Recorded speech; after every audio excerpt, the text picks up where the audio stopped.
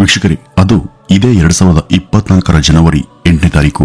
ಸ್ಥಳ ಗೋವಾ. ಅವತ್ತು ಬೆಳ್ಳಂ ಬೆಳಗ್ಗೆ ಗೋವಾದ ಒಂದು ಹೋಟೆಲ್ನಿಂದ ಹತ್ತಿರದ ಪೊಲೀಸ್ ಸ್ಟೇಷನ್ಗೆ ಒಂದು ಕರೆ ಬರುತ್ತೆ. ಕರೆ ಮಾಡಿದಂತ ವ್ಯಕ್ತಿ ಹೋಟೆಲ್ನ ಮ್ಯಾನೇಜರ್. ಅವರು ಪೊಲೀಸ್ಗೆ ಕರೆ ಮಾಡಿ, ಸರ್, ಯಾರೊಬ್ಬ ಮಹಿಳೆ ನಮ್ಮ ಹೋಟೆಲ್ಗೆ ಚೆಕ್ ಇನ್ ಆಗಿ ಒಂದು ರೂಮ್ ಅನ್ನ ಪಡೆದಿದ್ರು. ನಿನ್ನೆಷ್ಟೇ ಅವರು ಚೆಕ್ಔಟ್ ಮಾಡಿ ಹೊರಟು ಹೋದ್ರು. ನಮ್ಮ ಹೌಸ್ ಕ್ಲೀನಿಂಗ್ ಅವರು ಅವರಿದ್ದಂತ ರೂಮ್ ಅನ್ನ ಕ್ಲೀನ್ ಮಾಡೋದಕ್ಕೆ ಹೋದಾಗ ಅಲ್ಲಿದ್ದಂತ ಬೆಡ್ಶೀಟ್, ಬ್ಲಾಂಕೆಟ್ ಹಾಗೂ ಟವಲ್ ಎಲ್ಲವೂ ಕೂಡ ರಕ್ತದ ಕಲೆಗಳಾಗಿವೆ ಅಂತ ಹೇಳಿದ್ರು. ಅದನ್ನು ಕೇಳದಂತ ಪೊಲೀಸ್ ನಿಜಕ್ಕೂ ಶಾಕ್ ಆಗಿದ್ರು.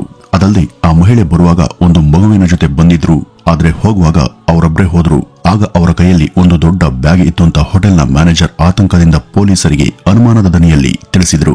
ಈ ಒಂದು ವಿಷಯ ಪೊಲೀಸರ ತಲೆಯನ್ನ ಕೊರೆಯೋದಕ್ಕೆ ಶುರು ಮಾಡುತ್ತೆ. ಅವರು ಈ ಬಗ್ಗೆ ಸರಿಯಾಗಿ ಗೆಸ್ ಮಾಡಿದ್ರು. ಆ ಬ್ಯಾಗ್ ನಲ್ಲಿ ಇದ್ದದ್ದು ಬೇರೆ ಯಾರು ಅಲ್ಲ, ಆ ಮಹಿಳೆಯ ಮಗು. ಹೌದು, ಬೆಂಗಳೂರು ಮೂಲದ ಕಂಪನಿಯೊಂದರ ಸಿಇಒ ಆಗಿದ್ದಂತ ಈ ಮಹಿಳೆ ತನ್ನದೇ ಮಗುವನ್ನ ಕೊಂದು ಅದರ ಶವವನ್ನ ಕಾರ್ನಲ್ಲಿ ಒಯ್ಯುವಾಗ ಹಿರಿಯೂರಿನ ಬಳಿ ರೆಡ್ ಹ್ಯಾಂಡ್ ಆಗಿ ಸಿಕ್ಕಿ ಬಿದ್ದಿದಂತ ಆ ಒಂದು ಕೇಸ್ ಕಳೆದ ಒಂದು ವಾರದಿಂದ ಕೂಡ ದೇಶದ ಎಲ್ಲಾ ವಾಹಿನಿಗಳಲ್ಲೂ ಪ್ರಸಾರವಾಗಿ ಸೋಷಿಯಲ್ ಮೀಡಿಯಾದಲ್ಲೂ ಕೂಡ ಸಖತ್ ವೈರಲ್ ಆಗಿತ್ತು. ವೀಕ್ಷಕರೇ, ನಿಜಕ್ಕೂ ಅವತ್ತು ನಡೆದದ್ದೇನು? ತಾಯಿಯೇ ತನ್ನ ಸ್ವಂತ 4 ವರ್ಷದ ಮಗುವನ್ನ ನಿರ್ದಯಳಾಗಿ ಕೊಂದಿದ್ಯಾಕೆ?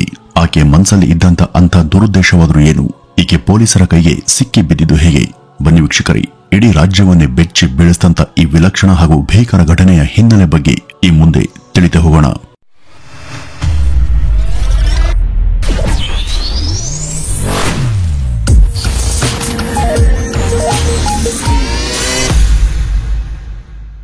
ವೀಕ್ಷಕರೇ, ಈ ಇಡೀ ದುರ್ಘಟನೆ ಮುಖ್ಯ ವ್ಯಕ್ತಿ ಹೆಸರು ಸುಜಾನಾ ಸೇಠ್.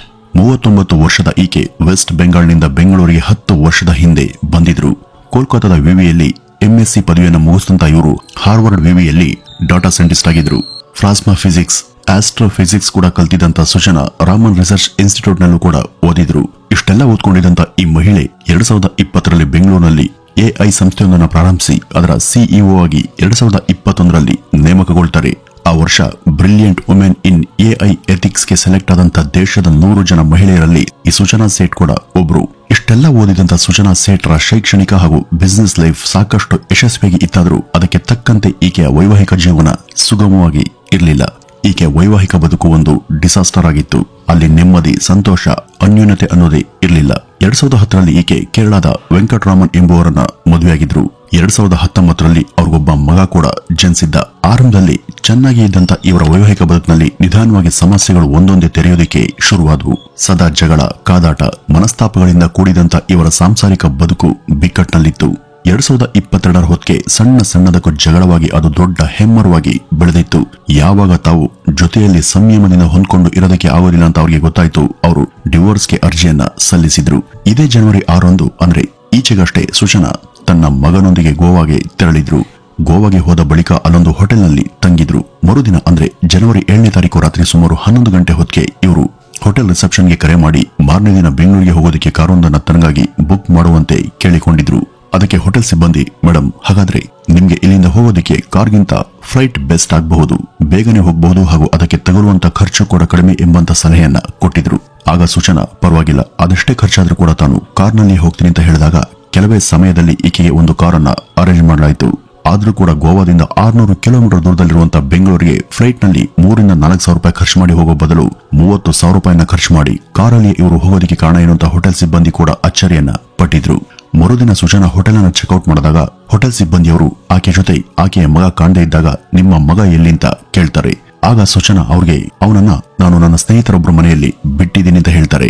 ಆದ್ರೆ ಸುಜಾನಾ ಈಗಷ್ಟೇ ಚೆಕ್ಔಟ್ ಮಾಡಿದಾರಲ್ಲ, ಇವರು ಅದ್ಯಾವಾಗ ತಮ್ಮ ಮಗನನ್ನ ಬೇರೆಯವರ ಮನೆಗೆ ಬಿಡೋದಕ್ಕೆ ಹೊರಗಡೆ ಬಂದಿದ್ರು ಅಂತ ಹೋಟೆಲ್ನ ಸ್ಟಾಫ್ ಕೂಡ ಗೊಂದಲಕ್ಕೀಡಾದ್ರು.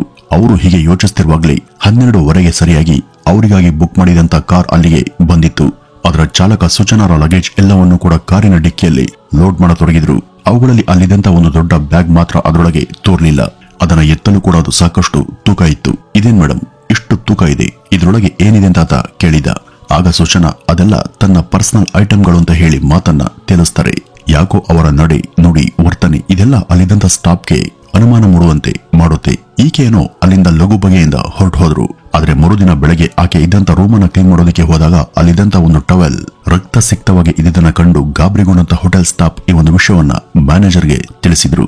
ಈ ಒಂದು ವಿಷಯ ಗೊತ್ತಾಗಿ ಅದೇ ದಿನ 11ಕ್ಕೆ ಅದರ ಮ್ಯಾನೇಜರ್ ಅದನ್ನ ಪೊಲೀಸರಿಗೆ ಕರೆ ಮಾಡಿ ತಿಳಿಸಿದ್ರು. ಆಗ ತಕ್ಷಣ ಸ್ಥಳಕ್ಕೆ ಬಂದಂತ ಪೊಲೀಸ್ ಮೊದಲು ಅಲ್ಲಿದ್ದಂತ ಸಿಸಿಟಿವಿಯನ್ನ ಚೆಕ್ ಮಾಡ್ತಾರೆ. ಆ ಹೋಟೆಲ್ನ ಸ್ಟಾಫ್ ಹಾಗೂ ಇತರರು ತಿಳಿಸಿದಂತೆ ಬರುವಾಗ ಆಕೆ ಜೊತೆ ಇದ್ದಂತ ಆ ಹುಡುಗ ಆಕೆ ಹೊರಡುವಾಗ ಆಕೆ ಜೊತೆ ಇರಲಿಲ್ಲ. ಇದು ಸಿಸಿಟಿವಿಯಲ್ಲೂ ಕೂಡ ಸರಿಯಾಗಿತ್ತು. ಅವ್ರಿಗೂ ಕೂಡ ಇದರಿಂದ ಶಂಕೆ ಶುರುವಾಗಿ ಸುಚನಾರನ್ನ ಒಯ್ದಿದಂತ ಆ ಕಾರ್ನ ಚಾಲಕನ ನಂಬರ್ ಕೇಳಿ ಪಡೆದು ಆತನಿಗೆ ಕರೆ ಮಾಡಿ ತಮ್ಮ ಪರಿಚಯವನ್ನು ಮಾಡಿಕೊಂಡು ತಾವೀಗ ಕೇಳುವಂತ ಪ್ರಶ್ನೆಗೆ ಗಾಬರಿಗೆ ಒಳಗಾಗದೆ ಅಥವಾ ಪ್ಯಾನಿಕ್ಗೆ ಒಳಗಾಗದೆ ಉತ್ತರವನ್ನು ಕೊಡೋದಿಕ್ಕೆ ಕೇಳ್ಕೊಳ್ತಾರೆ. ಈಗ ಕಾರ್ ಎಲ್ಲಿದೆ, ಯಾವ ಮಾರ್ಗವಾಗಿ ಯಾವ ಕಡೆ ಹೋಗ್ತಾ ಇದೆ ಅಂತ ಕೇಳಿದ್ರು.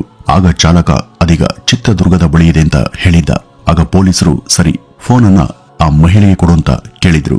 ಆತನಿಂದ ಫೋನ್ ಅನ್ನು ಪಡೆದಂತ ಸುಜಾನರಿಗೆ ಪೊಲೀಸ್ ನಿಮ್ಮ ಮಗ ಎಲ್ಲಿಂತ ಆಕೆಯನ್ನ ಕೇಳಿದಾಗ ಈಕೆ ಅವನನ್ನ ಗೋವಾದಲ್ಲಿ ಇರುವಂತ ತನ್ನ ಸ್ನೇಹಿತರೊಬ್ಬರ ಮನೆಯಲ್ಲಿ ಬಿಟ್ಟಿದ್ದೀನಿ ಅಂತ ತಿಳಿಸಿ ಅವರಿಗೆ ಆ ಒಂದು ವಿಳಾಸವನ್ನು ಕೂಡ ಕೊಟ್ಟಿದ್ಲು.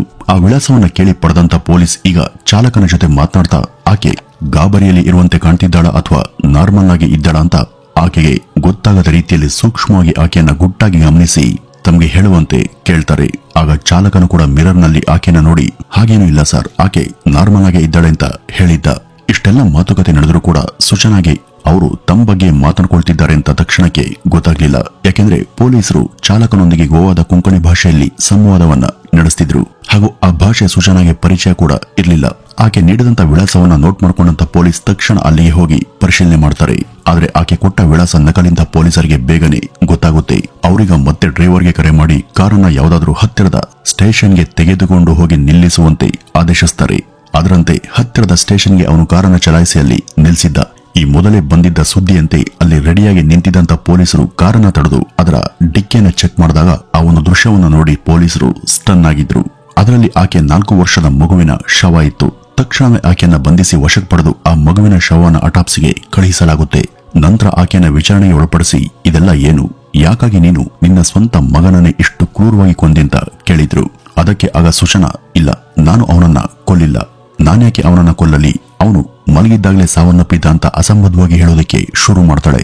ಸರಿ, ಆಕೆ ಹೇಳಿದಂತೆ ಆತ ಮಲಗಿರುವಾಗಲೇ ಅಸ್ವಸ್ಥನಾಗಿದ್ರೆ ಅವನನ್ನ ಮೊದಲು ಆಸ್ಪತ್ರೆಗೆ ಸೇರಿಸಬೇಕಿತ್ತಲ್ವಾ, ಅದರ ಬದಲಿಗೆ ಯಾಕಾಗಿ ಅವನನ್ನ ಕಾರಲ್ಲಿ ಅದು ಕೂಡ ಬ್ಯಾಗ್ನಲ್ಲಿ ಇಟ್ಕೊಂಡು ಬರಬೇಕಿತ್ತು? ಈ ಎಲ್ಲಾ ಪ್ರಶ್ನೆಗಳು ಕೂಡ ಅವರಲ್ಲಿ ಮೂಡಿದ್ವು. ಹೀಗೆಲ್ಲ ಮಾಡಿದ್ರೆ ಯಾರಿಗಾದ್ರೂ ತನ್ನ ಮೇಲೆ ಸಂಶಯ ಬರುತ್ತೆ ಎಂಬ ಸಂಗತಿ ಅಥವಾ ಆ ಭಯ ಆಕೆಗೆ ಇರ್ಲಿಲ್ವಾ? ಅವಳ ಮಾತನ್ನ ಯಾವ ದಡ್ಡನ ಕೂಡ ನಂಬುವಂತಿರ್ಲಿಲ್ಲ. ಹೀಗಿರುವಾಗ ಎಲ್ಲ ರೀತಿಯಲ್ಲೂ ಕೂಡ ಟ್ರೈನ್ ಆದಂತ ಇಂಟೆಲಿಜೆಂಟ್ ಪೊಲೀಸರು ಅವಳ ಮಾತನ್ನ ಹೇಗ್ತಾನೆ ನಂಬೋದಕ್ಕೆ ಸಾಧ್ಯ ಅಲ್ವಾ? ಇದ್ರ ಮಧ್ಯ ಆ ನತದೃಷ್ಟ ಮಗುವಿನ ಅಟಾಪ್ಸಿ ವರದಿ ಪೊಲೀಸರ ಕೈಗೆ ಸಿಕ್ಕಿತ್ತು. ಅದರಲ್ಲಿ ಆ ಮಗುವಿನ ಎದೆ ಮತ್ತು ಮುಖ ಇವೆರಡೂ ಕೂಡ ಅಸಹಜವಾಗಿ ಊದ್ಕೊಂಡಿದ್ದು ಆ ಪುಟ್ಟ ಬಾಲಕನ ಮೈಯೊಳಗೆ ಮೂಳೆಗಳೆಲ್ಲ ಹೊರಗೆ ಕಾಣುವಂತೆ ಬಾಚಿಕೊಂಡಿದ್ವು. ಅವುಗಳಲ್ಲಿ ಕೆಲವೊಂದು ಇಂಟರ್ನಲ್ ಫ್ರಾಕ್ಚರ್ ಕೂಡ ಆಗಿವೆ ಅಂತ ಆ ಒಂದು ವರದಿಯಲ್ಲಿ ಇತ್ತು. ಇನ್ನು ಬಲವಂತವಾಗಿ ಉಸಿರು ಕಟ್ಟಿಸಿ ಈ ಮಗುವನ್ನ ಸಫೋಕೇಶನ್ಗೆ ಗುರಿ ಮಾಡಿ ಕೊಲ್ಲಲಾಗಿದೆ ಅಂತ ಆ ವರದಿ ದೃಢಪಡಿಸಿತ್ತು. ಹೀಗಿರುವಾಗ ಅಲ್ಲಿದ್ದ ಟವೆಲ್ ಒಂದು ರಕ್ತ ಸಿಕ್ತವಾಗಿದ್ದು ಹೇಗೆ, ಅದು ಯಾರ ರಕ್ತ ಅಂತ ಪೊಲೀಸ್ ಸುಚನಾಗೆ ಕೇಳಿದಾಗ ಅದು ತನ್ನದೇ ರಕ್ತ. ಮಗನನ್ನ ಕೊಂದ ಬಳಿಕ ತಾನು ಕೂಡ ಸಾಯೋದಕ್ಕೆ ಚಾಕುವಿನಿಂದ ತನಗೆ ತಾನೇ ಕುಯ್ದುಕೊಂಡೆ. ಆದ್ರೆ ನಂತರ ಮನಸ್ಸನ್ನು ಬದಲಿಸಿಕೊಂಡು ಆ ರಕ್ತವನ್ನು ಹೊರಸಾಕೋದಿಕ್ಕೆ ಆ ಟವಲ್ ಬಳಸ್ತೆ ಅಂತ ಹೇಳಿದ್ಲು. ಆ ಬಾಲಕನ ದೇಹ ಕಳೆದ 36 ಗಂಟೆಗಳಿಂದಲೂ ಕೂಡ ನಿಸ್ತೇಜಗೊಂಡಿತ್ತು. ಅಂದ್ರೆ 1.5 ದಿನದ ಹಿಂದೆನೆ ಆತನ ಜೀವ ಹಾರ್ಹೋಗಿತ್ತು. ಅದರ ಪ್ರಕಾರ ಜನವರಿ 7ರಂದೇ ಬಾಲಕ ಸತ್ತು ಹೋಗಿದ್ದಾನೆ ಅಂತ ಪೊಲೀಸ್ ತನಿಖೆಯಲ್ಲಿ ಪತ್ತೆ ಹಚ್ಚಿದ್ರು. ಇದಾದ ಬಳಿಕ ಆಕೆ ಇದ್ದಂತ ರೂಮ್ಗೆ ಹೋಗಿ ಮತ್ತೊಮ್ಮೆ ಚೆಕ್ ಮಾಡಿದಾಗ ಅಲ್ಲಿ 2 ಖಾಲಿಯಾಗಿದ್ದಂತ ಸಿರಪ್ ಬಾಟಲ್ಗಳು ಅವ್ರಿಗೆ ಒಂದ್ ಕಡೆ ಸಿಕ್ಕಿದ್ವು.